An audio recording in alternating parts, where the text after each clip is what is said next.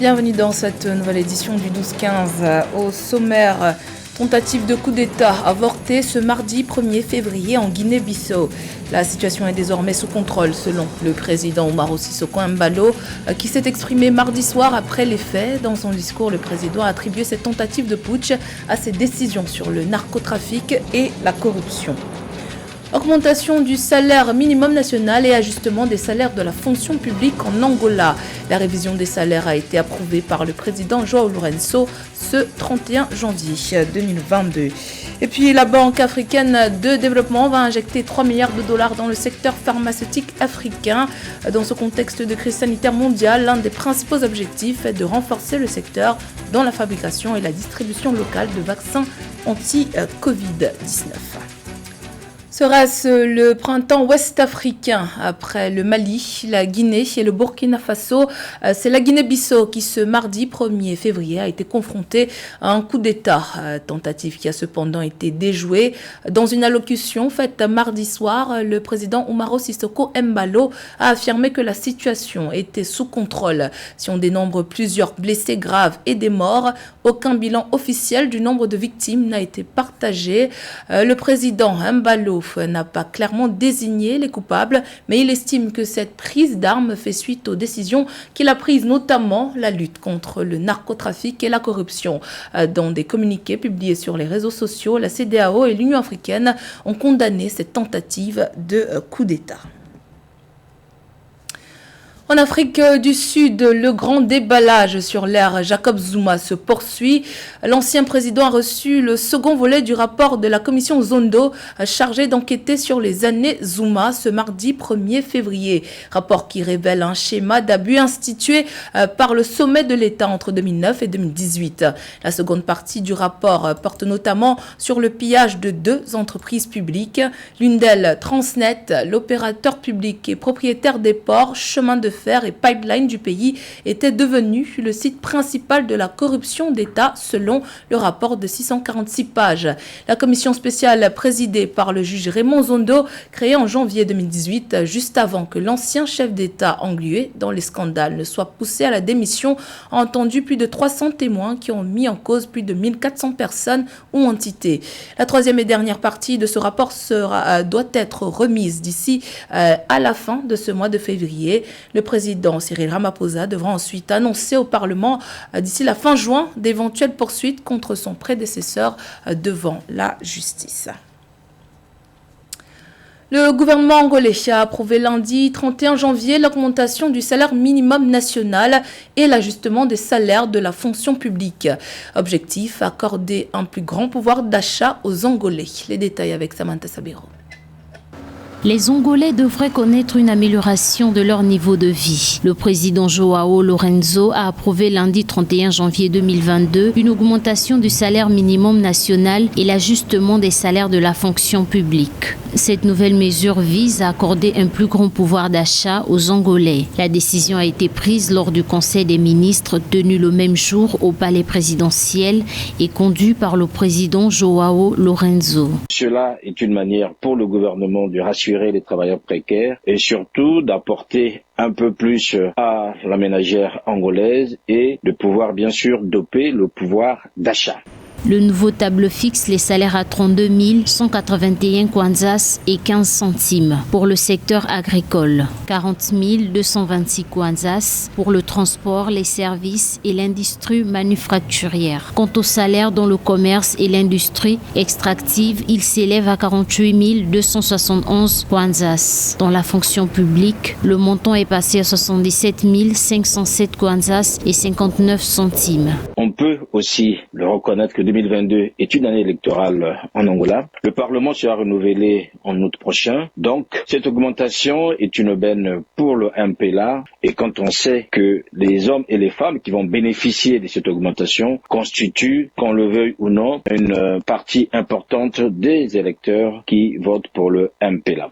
L'économie de l'Angola, qui repose entièrement sur les revenus pétroliers, connaît depuis 2016 une récession ayant entraîné une augmentation de sa dette qui est passée de 57,1% du PIB en 2015 à 120,3% en 2020 selon les estimations. La hausse des salaires vise donc à accorder une meilleure dignité salariale aux travailleurs et à résoudre les problèmes sociaux de la classe ouvrière. Pénurie de lait en Algérie. Pour y remédier, le président Abdelmadjid Tebboune a ordonné le 30 janvier 2022 la réalisation d'une nouvelle usine de production de lait à Alger. Le chef de l'État a également appelé à renforcer la production agricole alors que ce secteur demeure important pour l'économie algérienne. Mildred Diamant. Une nouvelle usine de production de lait va voir le jour en Algérie. C'est une instruction du président Abdelmadjid Tebboune donnée en Conseil des ministres le 30 janvier 2022. L'infrastructure, qui sera implantée dans la capitale Alger, aura une capacité de production d'1 million de litres par jour, selon un communiqué de la présidence. Cette initiative vise à renforcer la sécurité alimentaire des populations. En fait, c'est toute la filière agricole que le président Tebboune veut relancer. En effet, les chiffres de ces dernières années ne sont pas bons. Et pour le président Tebboune, la sécurité alimentaire des populations est une question de dignité. C'est-à-dire qu'il considère que le peuple algérien n'a pas à aller chercher à l'extérieur de ses frontières de ce qui va nourrir sa population. Et généralement, quand on va chercher à l'extérieur de ses frontières, on est un petit peu à la merci des marchands. Le secteur agricole fournit plus de 2,5 millions d'emplois directs en Algérie. Fort de l'importance de l'agriculture pour l'économie algérienne, le gouvernement s'engage à développer ce secteur. Le président Abdelmadjid Tebboune a appelé à réorienter les efforts vers le secteur agricole, notamment dans le sud du pays. Il s'agit pour lui de recourir aux technologies modernes à travers le renforcement de moyens de contrôle aérien en vue d'évaluer les capacités agricoles. Pour le président Tebboune, il est très important que l'Algérie réalise donc sa sécurité alimentaire et cela passe par un renforcement des ressources humaines et un changement de mentalité au niveau de la production agricole. Ce qui ne va pas être très simple parce que ce qui caractérise le monde agricole dans le monde entier, c'est justement le conservatisme. Le président Tebboune a également appelé à renforcer la production céréalière et des viandes rouges en adéquation avec les aides accordées par l'État. Il a mis l'accent sur le développement de la production de lard gagné dans les zones sud-ouest et les hauts plateaux ouest. En termes d'industrie pharmaceutique, l'Afrique est à la traîne. Une vérité qui s'est d'autant plus affirmée en ce contexte de crise sanitaire mondiale. En effet, malgré la reprise des expéditions de vaccins vers le continent, l'Afrique n'a pu vacciner que 50 millions de personnes, soit 3,6% de sa population selon les chiffres de l'OMS. Il faut y remédier et pour ce faire, la BAD compte investir 3 milliards de dollars dans l'industrie pharmaceutique africaine. Ameneji. Un investissement de 3 milliards de dollars a été annoncé par le président de la BAD, Akinwumi Adesina, pour l'industrie pharmaceutique africaine. C'est suite à une visite effectuée le 29 janvier 2022 à l'Institut Pasteur de Dakar au Sénégal. À travers cet investissement, le président de la BAD entend soutenir la production de tests rapides, de produits pharmaceutiques et de vaccins anti-Covid-19.